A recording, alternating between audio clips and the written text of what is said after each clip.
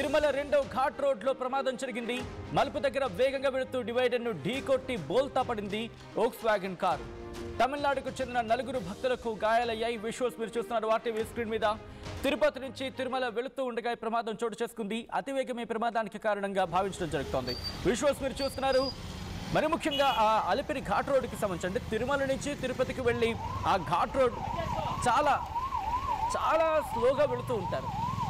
In fact experienced డ్రైవర్లు సైతం చాలా ఆచితూచి డ్రైవ్ చేస్తూ ఉంటారు. ఒకవేళ అతివేగమే కనుక అక్కడ చోటు చేసుకుందంటే కనుక వాడు ఎంత ఎక్స్పీరియన్స్డ్ డ్రైవర్ అయినా కూడా ఇది ఇలా ఉంటూ ఉంటుంది. విజువల్స్ మీరు చూస్తున్నారు. డివైడర్ను ఢీకొట్టి బోల్తా కొట్టింది ఆ కారు. తమిళనాడుకు చెందిన 4 భక్తులకు గాయాలయ్యాయి. విజువల్స్ మీరు చూడడం జరుగుతోంది. వెంటనే పోలీసులు అక్కడికి చేరుకొని అక్కడ ట్రాఫిక్ ఇబ్బంది కలగకుండా, ఎందుకంటే ఘాట్ రోడ్లో కనుక వెహికల్స్ ఆగితే చాలా ఇబ్బంది అవుతూ ఉంటుంది. సో ఈ క్రమంలో అక్కడ పోలీసులు త్వరగా చేరుకొని ఆ ట్రాఫిక్ని క్లియర్ చేస్తున్న నేపథ్యంలో మీరు చూడొచ్చు పూర్తిగా పల్టీ కొట్టింది. బహుశా వాళ్ళు సీటు బెల్ట్ కనుక ధరించుంటుంటే కనుక కాస్త సేవ్ అవ్వడానికి, ఎందుకంటే గాయాలతో మాత్రమే బయటపడే అవకాశం ఉంటుంది. మీరు చూడొచ్చు ఆ ఘాట్ రోడ్ మలుపు దగ్గర ఎంత స్లోగా వెళ్తున్నారనేది.